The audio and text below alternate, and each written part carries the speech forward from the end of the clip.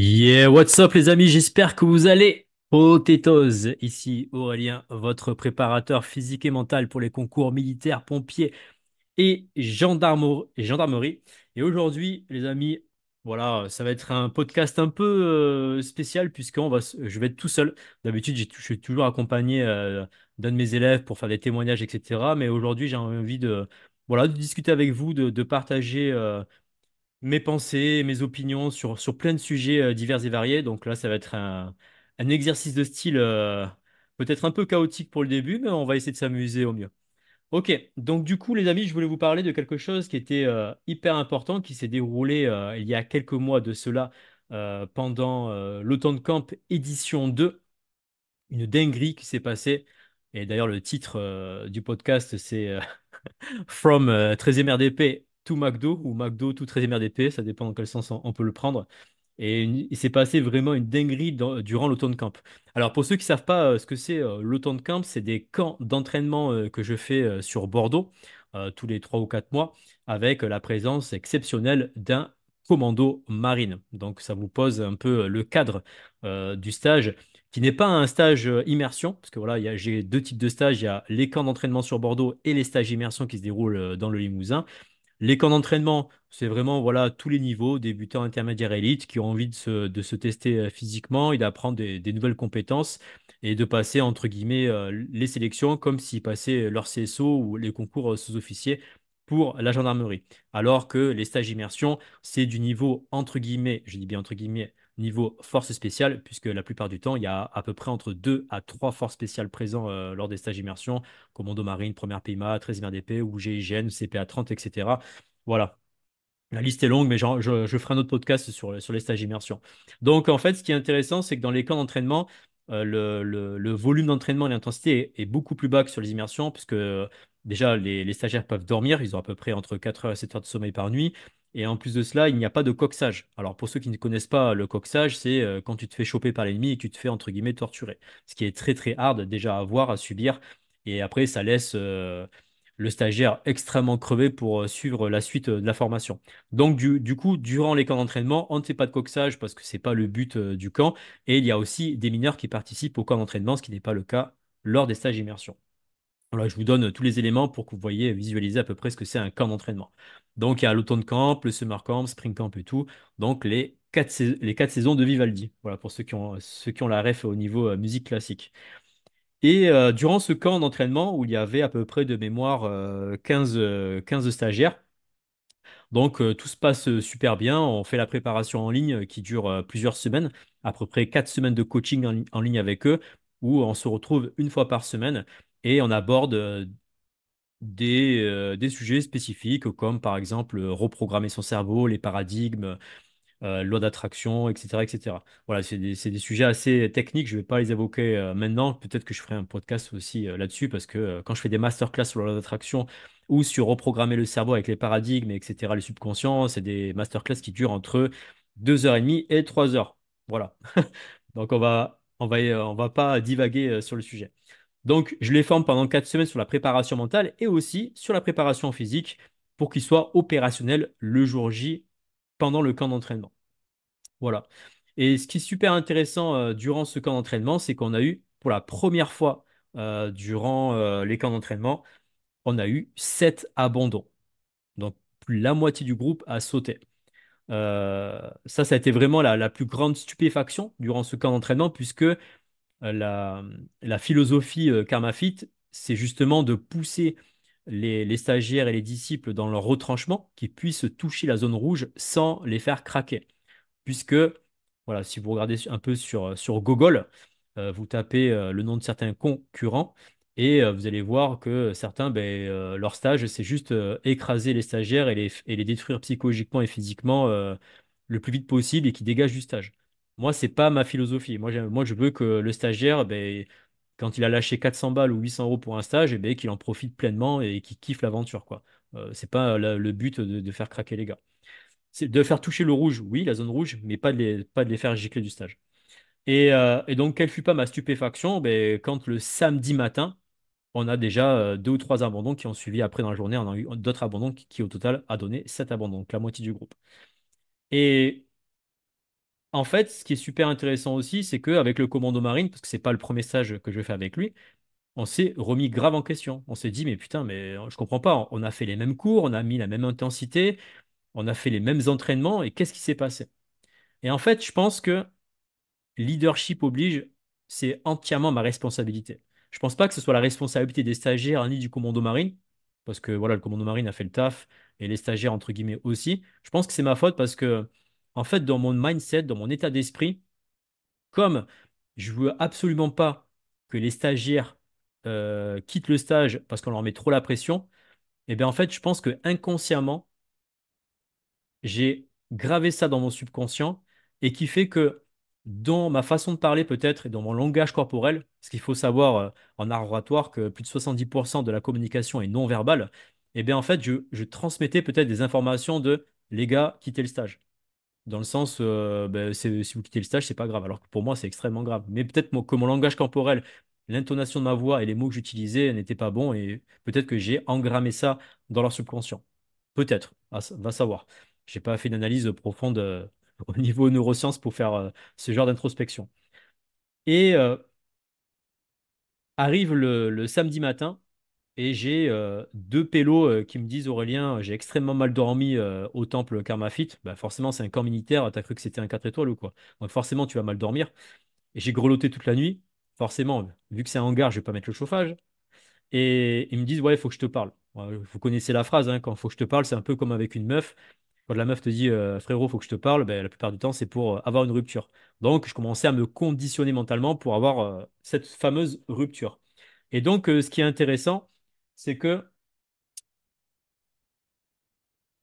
comme je suis quelqu'un d'extrêmement vaillant et motivé pour garder mes disciples en vie, entre guillemets, pour le stage, je me suis battu pour eux. Donc, j'essaie de comprendre le pourquoi du comment, essayer de les remotiver, etc. Et en fait, sur les deux pélos du matin, ben, j'ai réussi à en remotiver un en utilisant des techniques psychologiques dont je suis formé. Sauf le deuxième, ça n'a pas fonctionné, mais j'avais pas trop envie de passer beaucoup plus de temps sur le deuxième qui est pas resté. Et ok, j'arrive à motiver le gars, je lui offre le café, je lui fais un petit cours de motivation, il revient. Arrive l'après-midi, vers 14-15 heures, j'ai deux autres pélos qui viennent me voir. Salut Aurélien, faut que je te parle. Ok, je connais la chanson. Qu'est-ce qu'il y a? Oui, en fait, si tu veux, Aurélien, nos trains sont annulés pour aller sur Paris. Et donc, ben, du coup, on quitte le stage maintenant. Alors moi, je les regarde avec des yeux carquois, tu vois, et je regarde et je dis, mais les gars, on est samedi après-midi. Le stage se termine demain, dimanche à midi.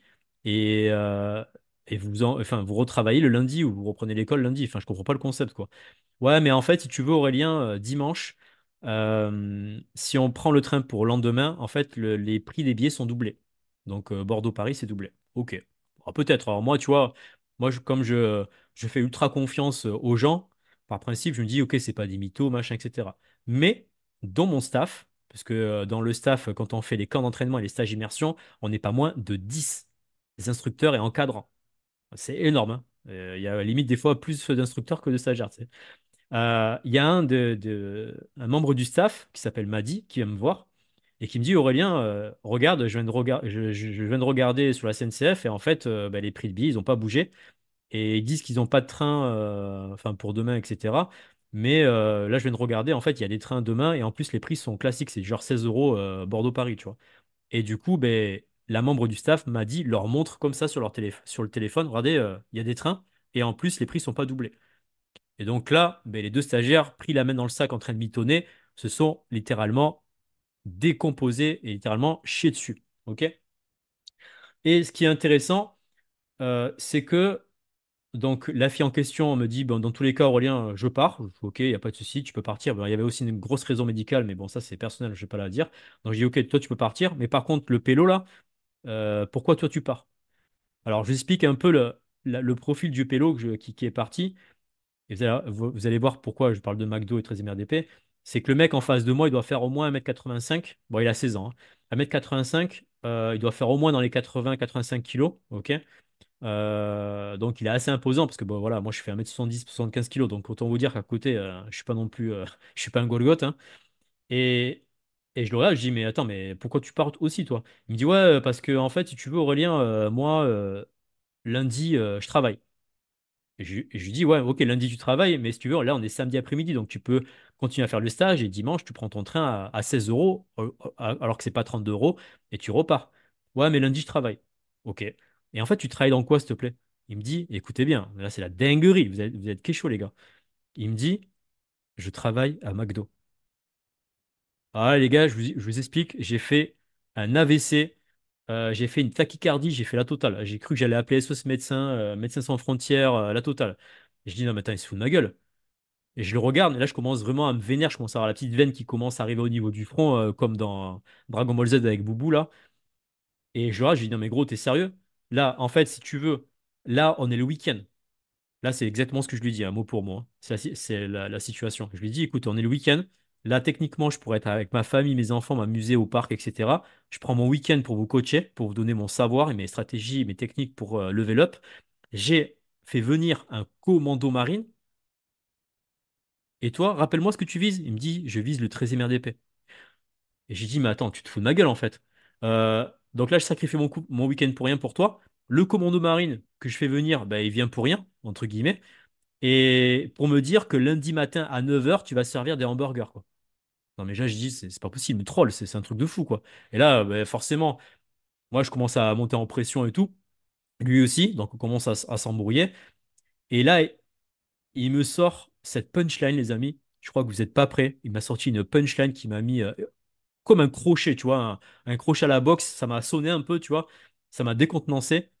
Il m'a dit, euh, les gars, arrêtez de, entre guillemets, de m'agresser. Vous m'en demandez trop parce que j'ai que 16 ans. Voilà, j'y c'est trop. Voilà, c'est trop, là. Je crois, c'est pas possible, là. C'est le mec, il a un corps de Golgoth. Il est tanké comme un dieu. Et l'autre, il me sort à 16 ans. C'est là où, en plus, à 16 ans, t'as une énergie de ouf. T'es une usine nucléaire, quoi. T'es sponsorisé par EDF. Et le mec, il me dit, à 16 ans, tu m'en demandes trop. Non, mais c'est un sketch. C'est un sketch. Donc, du coup, je commence à monter en pression et tout. Et le commando marine intervient et il me dit, Aurélien, c'est quoi? Te prends pas la tête pour lui. Occupe-toi des mecs qui sont là, qui sont encore motivés, les 7 derniers là. Et donne-toi à eux. Et puis voilà, les autres, enfin, ceux qui partent, ben, ils prennent leur sac et ils se cassent, tu vois. Et donc, du coup, une de mes disciples qui faisait partie du staff, qui est maintenant gendarme, qui s'appelle Sarah, a pris le relais et a cadré les gars qui voulaient partir et les meufs partir. Et voilà, elle s'est dit, bon, les gars, prenez vos sacs et partez parce que sinon, Aurélien, il va péter les plombs. Et s'il pète les plombs, laisse tomber. Ça va très mal se passer pour le reste du stage, pour les autres stagiaires. Euh, donc voilà, je voulais vous partager cette petite histoire parce que ça m'a vraiment marqué. Parce on a déjà eu des abandons, notamment dans les stages d'immersion, mais ça, c'était vraiment des cas très particuliers. Voilà, des cas, entre guillemets, de fractures, pas physiques, mais fractures psychologiques. Mais je ferai un podcast là-dessus aussi, c'était super intéressant pour la petite histoire, parce que pareil, en fait, ce qui est intéressant, c'est que les gens, en fait, quand ils abandonnent, ils ont toujours les meilleures raisons du monde. Tu vois, genre, je sais pas, il y a un décès dans ma famille, faut que j'aide mon père, etc. Enfin, tout ce genre de conneries, tu vois. Alors, tu vas me dire, Aurélien, t'es froid quand même, parce que, je sais pas, tu perds quelqu'un de ta famille, on s'en fout du stage, tu t'occupes de ta famille. Ou pas, en fait. Tu vois. Bon, je vais pas vous raconter ma vie personnelle, tu vois. Enfin, vous voyez, mais le truc, c'est que moi, j'ai aussi perdu mes parents. Ça m'a pas empêché, quelques jours après, de reprendre l'entraînement, en fait. Voilà. Je me suis dit, OK, j'ai perdu telle personne. C'est la vie, hein, on ne peut pas revenir en arrière. Je vais faire mon deuil le plus rapidement possible parce que ben, la vie fait qu'on doit être dans l'action et avancer. D'où le slogan Kamafit, leader dans l'action, qui est vraiment ancré dans mon ADN. Mais je vous le dis, hein, ça c'est tout ce que j'ai vécu comme tragédie dans ma vie fait qu'à chaque fois, je passe pas 15 ans sur le problème. Dès que le problème est résolu ou dès que, entre guillemets, le deuil ou la malchance est passée, je passe tout de suite à l'action et je passe à l'étape supérieure. Je reste pas dans la nostalgie, dans la morosité des émotions, etc. Dans tous les cas, je suis pas un être émotionnel, je suis un être instinctif, ce qui fait que ben, j'ai une chance, entre guillemets, de ne pas me laisser envahir par les émotions. Mais bon, ça, c'est un autre sujet. Je vous ferai peut-être un cours sur les profils psychospirituels. Et voilà, donc de voir un gamin de 16 ans abandonné comme ça en me disant que lundi matin à 9 heures il a McDo alors que le mec vise le 13e RDP, ouais, c'est une vaste plaisanterie. Mais ce qui est cool, c'est que d'un côté, ben, peut-être que ça lui a permis de se dire, effectivement, l'armée, c'est pas pour moi. Je préfère servir des hamburgers, Calagas hamburger. Putain, je vais chanter la chanson là, des frères Jones là. Peut-être que c'est ma vie, peut-être que c'est mon ikigai. Et en parlant d'ikigai, l'ikigai, c'est un cours que je fais pendant les camps d'entraînement. Ikigai, c'est un mot japonais qui veut dire chemin de vie, avec une stratégie pour comprendre quelle est ma mission de vie sur Terre. Ok, donc ça, c'est un cours qui est super cool. Et en fait, ce qui est super intéressant, c'est que dans ce cours-là, le lendemain, justement à cause, entre guillemets, pas grâce, à cause de ce cours-là, le lendemain, il y a plein de mecs qui ont arrêté le stage parce qu'ils m'ont dit, Aurélien, ton cours, il était tellement puissant que ça m'a chamboulé toute la nuit. J'ai pensé à mon ikigai, mon chemin de vie, mes objectifs de vie, etc. Et j'ai pas réussi à dormir à cause de ça, donc je quitte le stage à cause de ça. Ouais, j'étais choc-barre, quoi. Choc-barre, la team, comme diraient les youtubeurs. Parce qu'en fait, c'est un cours que je fais à chaque stage et ça s'est toujours bien déroulé. Voilà. Mais je pense, comme je vous ai dit au tout début du podcast, en faisant l'introspection, je pense que parce que comme j'avais ce mindset de protéger les mecs et de ne pas les pousser dans le rouge, que j'avais entre guillemets une peur inconsciente ou consciente, que je voulais pas qu'ils quittent le stage et qu'ils profitent à fond, que ben, justement on a eu une grosse vague de départ, ce qui n'était pas le cas dans les autres stages. Et donc du coup, grâce à ça, j'ai changé de mindset et maintenant, quand je fais le coaching en ligne pour les préparer pour les stages d'immersion ou pour les camps d'entraînement, je mets le cadre et la posture. Je ne vais pas rentrer dans les détails parce que c'est un cours d'art oratoire. Mais en gros, je pose le cadre et je leur dis, les gars, c'est simple. euh, J'attends que ça maintenant, qu'il y ait des abandons. Parce que je vous ai préparé une dinguerie intergalactique qui fait que le premier ou le premier narvalo qui va abandonner le stage, il va s'en souvenir toute sa vie. Voilà. Alors, je ne vais pas vous dire ce que c'est. Seuls ceux qui feront le stage comprendront. Mais depuis que j'ai mis ça en place dans tous les stages, j'ai eu aucun abandon. Voilà. Parce que j'ai été clair. Je dis maintenant, voilà les gars, c'est simple. Avant, je protégeais les stagiaires pour pas qu'ils partent en rupture. Maintenant, c'est simple. Les gars, vous avez payé le stage. Pour moi, voilà, ça veut dire que vous êtes complètement investi dans votre projet professionnel. Vous tenez, tant mieux pour vous. Vous partez, c'est pas mon problème. En revanche, si vous partez, je vous rassure, vous allez vous en souvenir toute votre vie parce qu'on vous a préparé quelque chose de spécial avec les encadrants. Voilà. Alors, c'est pas méchant ce qu'on va faire, mais c'est pour marquer le coup et qui fait que le gars, t'inquiète pas qu'il a pas envie. Et depuis que j'ai mis ça, ben, tous les stagiaires m'ont dit, Aurélien, jamais de la vie je quitte le stage parce que j'ai pas envie de vivre ce que tu nous as préparé, parce que moi je leur dis ce que je vais leur faire après. Voilà. Donc, euh, donc il y a ça. Et deuxième chose aussi, je leur ai fait écouter l'histoire, une histoire très très poignante qui remonte dans les années 40 avec Dunkerque, voilà, pour ceux qui ont les refs historiques, avec l'opération Dynamo et le fameux John Atkins qui avait 15 ans. Donc, je vais faire un petit truc, j'espère que ça va fonctionner dans le podcast, je vais faire un petit truc technique. Je vais vous faire écouter un audio qui dure exactement 3 minutes 29. Oui, j'adore la précision, c'est comme ça qu'on reconnaît l'excellence, et l'excellence est dans les détails. Donc 3 minutes 29 que maintenant je fais écouter à tous les stagiaires pour qu'ils puissent s'imprégner de cette histoire qui est extrêmement poignante de John Atkins de l'opération Dynamo à Dunkerque en 1940, les amis. Je vous partage ça pas plus tard que maintenant.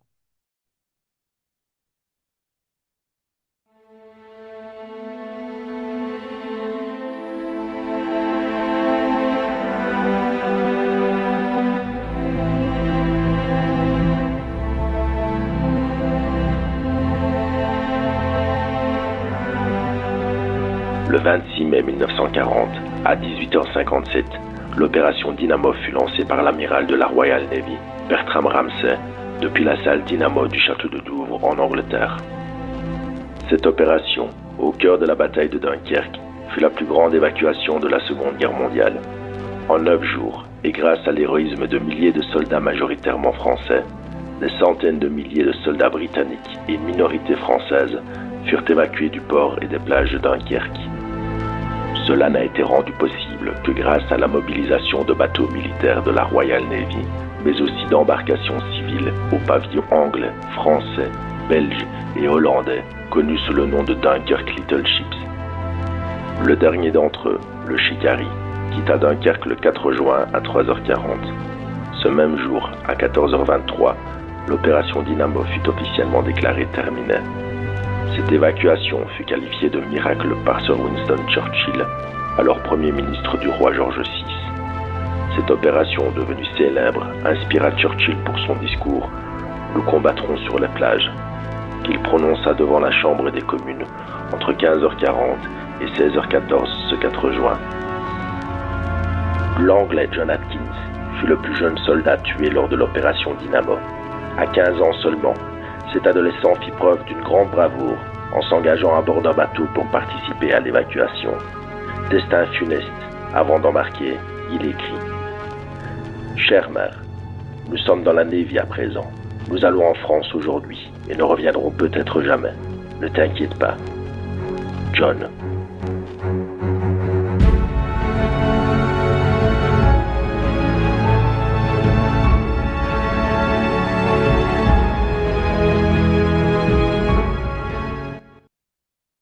Waouh, les amis. Franchement, à chaque, à chaque fois que, voilà, que je revois cette vidéo et cet audio-là, ça me fout la chair de poule.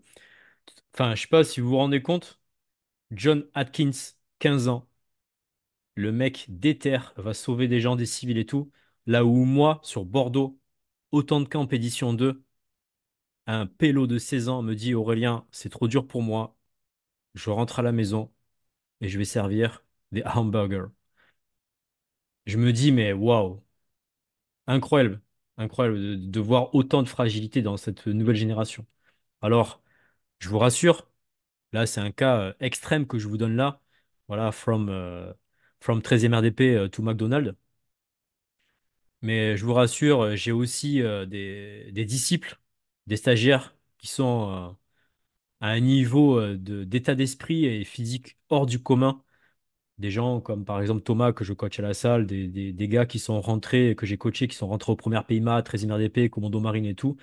Voilà, des gars qui sont ultra déterminés, mais qui ne représentent que 5 à 10% euh, des gens qui réussissent tout ce qu'ils entreprennent, quoi. Voilà, ça, je vous ferai peut-être un cours là-dessus. Le club des 95% de losers et le club des 5% de winners, de leaders, des gens qui réussissent. Donc, euh, donc voilà, c'était la mouche du coach. Voilà, je voulais vous partager ce récit épique de John Atkins et de mon disciple Hamburger, on va l'appeler comme ça. Mais en tout cas, sachez que si un jour vous avez la chance, entre guillemets, de participer à un camp d'entraînement ou à un stage immersion, sachez que la barre est extrêmement élevée durant les camps d'entraînement. Et d'ailleurs, à chaque stage, c'est toujours la même chose, hein. Tous les stagiaires et les disciples me disent Putain, Aurélien, je pensais pas que c'était aussi dur tes entraînements. Et là, vous allez me dire sur la partie physique. Pas du tout, en fait. C'est pas du tout sur la partie physique, sur la partie intellectuelle et la partie émotionnelle où je pousse aussi, bien sûr, forcément sur la partie physique, mais sur la partie émotionnelle et intellectuelle, ça pousse très, très, très fort, puisque je propose des ateliers qui sont uniques en leur genre et qui me vaut, bien sûr, forcément, de la part des haters et des concurrents, beaucoup de moqueries sur les réseaux, mais honnêtement, je vous le dis, je m'en tape le coquillard, puisque je crois en ma méthodologie. Et surtout, en dehors de croire en ce que je fais, c'est que je kiffe un max de ouf, les gars. Vous vous rendez pas compte, quand on fait un atelier du jeu d'échecs, par exemple, voilà, tout le monde me dit, mais ça sert à rien pour des militaires, gendarmes ou GIGN, peu importe. Et que, en fait, un mois après, je discute avec une officier supérieure du 13e RDP qui me dit Aurélien, là, actuellement en OPEX, eh bien, on a lancé un tournoi d'échecs avec les opérateurs du 13 voilà, ben, pour se challenger au niveau intellectuel et tout. Je parle avec l'officier supérieur du 13e RDP, je lui dis Mais non, t'es sérieuse? Je dis, mais vraiment, vous faites un tournoi d'échecs là? Il me dit, ouais, ouais, là, on fait un tournoi, etc. et tout. Et je dis, mais putain, mais ça, là, ça fait un mois que j'enseigne justement les échecs auprès de mes disciples pour les stages et que justement, on a mis en place des tournois pendant les camps d'entraînement, les stages immersion et tout. Il me dit, ouais, putain, c'est super. Et là, en fait, je me suis dit, putain, waouh, je suis dans le turfu, je suis capable de. Enfin, je suis capable, entre guillemets, mais je suis un peu visionnaire dans le sens où je trouve des ateliers que personne oserait mettre en place parce que les gens trouveraient ça peut-être ridicule ou sans intérêt. Mais ce qui est super intéressant aussi, c'est que quand je fais la masterclass sur le jeu d'échecs, qui dure à peu près 1 heure et demie, où j'explique les tenants et les aboutissants sur la partie neuronale, parce que quand on joue aux échecs, il y a ce qu'on appelle la gaine de myéline qui est augmentée, etc. Mais je ne vais pas rentrer en détail parce que ça va devenir un peu technique et qui permet aussi de protéger contre cette maladie. Enfin bref, on voit que le jeu d'échecs, en l'occurrence, permet d'augmenter la stratégie, la tactique, la technique, le sang-froid, la réflexion avant l'action, etc. Mais voilà, ça vaut certaines moqueries sur Internet, mais c'est rigolo parce que je me dis, en fait, les gens sont extrêmement ignorants et n'ont jamais joué aux jeux d'échecs, ni même ouvert un livre. Donc forcément, ils peuvent pas, à part critiquer, c'est tout ce qu'ils peuvent faire parce qu'ils n'ont pas les connaissances que moi j'ai. Voilà, c'est pas de l'arrogance de dire ça, c'est la réalité. Les gars, vous vous rendez pas compte, même les disciples le savent, hein, que le nombre de livres que je me tape, le nombre de formations, les milliers d'euros que je sors tous les ans de formation, je dois être au moins, au moins dans les 10 000 € de formation par an, minimum dans plein de domaines différents. Et donc, voilà, tout ce que je sors, ça sort pas de la lampe du génie d'Aladin. Voilà. En tout cas, si un jour vous avez l'occasion de venir, ben, vous êtes les bienvenus avec grand plaisir. Sachez que vous serez testé aussi bien sur la partie physique, intellectuelle, émotionnelle et voire aussi spirituelle. Le côté spirituel, c'est réservé pour les stages immersion parce que quand tu subis un coxage et que tu es à deux doigts de mourir, forcément, tu vois la lumière et tu te dis, putain, est-ce qu'il n'y a pas un dieu au bout? Parce que là, je pense que je vais y passer pendant le coxage. Voilà. Alors, je vous rassure, vous inquiétez pas, il n'y a pas eu de mort ni de blessé. Mais c'est tellement intense que les gens se disent, putain, je crois que je vais voir le bout de la lumière. Ben, c'est le but du jeu, hein, c'est de faire, voilà, de toucher les limites de ce qu'on peut faire. Et sinon, petit aparté, petite communication qui est super importante pour vous, les amis. Euh, je vous le rappelle, du 27 au 31 mai, donc à la fin du mois, là, d'ici 2 ou 3 semaines, je lance un challenge offert en ligne, ok, qui s'appelle le challenge Karma Fit Heroes, qui dure 5 jours. Et du lundi jusqu'au vendredi, écoutez bien, je vous coach gratuitement.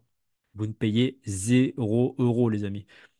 On va aborder la préparation mentale, comment reprogrammer son subconscient, les techniques secrètes utilisées par les sportifs de haut niveau, et les forces spéciales avec qui je travaille notamment du premier PIMA qui m'ont donné ces techniques-là et que je vous redonne gratuitement.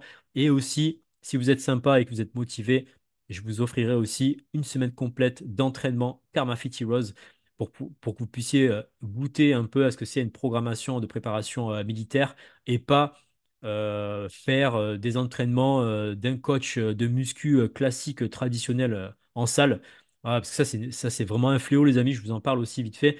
Euh, le nombre de pélos qui m'appellent en me disant Aurélien, j'aimerais avoir des renseignements voilà, pour ma préparation militaire, mais je prends pas de coaching avec toi parce que j'ai déjà un coach. Ok, pas de souci. Ben vas-y, dis-moi ce que fait ton coach.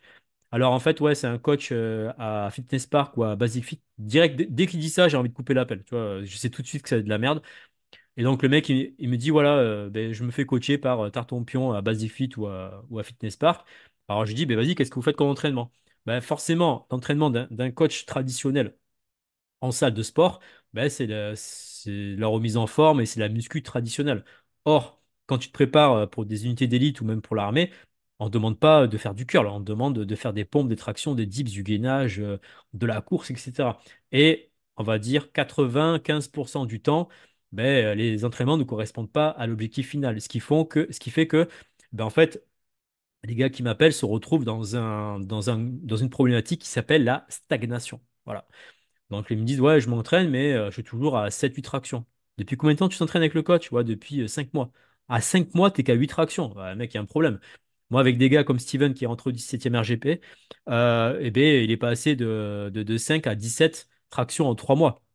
Il me fait, ah ouais, quand même. Ben oui, mais quand tu as le programme adapté par un, par un, par un coach qui fait ça tout le long de l'année, c'est-à-dire augmenter les performances physiques pour les concours, ben forcément, ça va beaucoup plus vite qu'un coach qui s'occupe de Janine, 60 ans, et qui veut perdre du poids, ou, le pélo qui va avoir des pecs saillants pour l'été, quoi, tu vois. Et qui se retrouve avec Damien qui va aller au 13e RDP ou au premier PIMA. Donc forcément, le mec, il bug parce qu'en fait, il fait des programmations généralistes. Donc, du coup, il n'arrive pas à être aussi pointu, entre guillemets, ben, qu'un coach comme moi, par exemple, qui fait ça H24. C'est-à-dire qui travaille avec des gars du GIGN, Commando Marine, et qui envoie des disciples dans ces unités-là.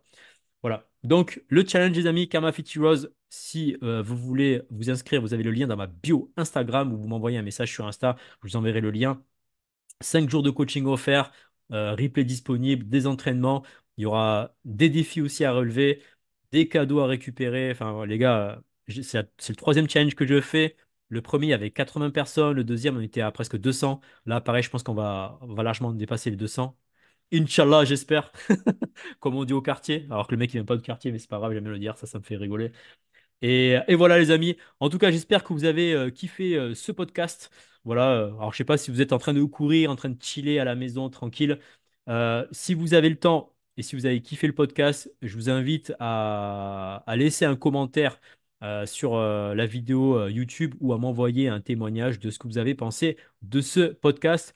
En tout cas, les amis, gratitude infinie de voir que vous êtes toujours aussi nombreux à liker le contenu, le partager, laisser des commentaires.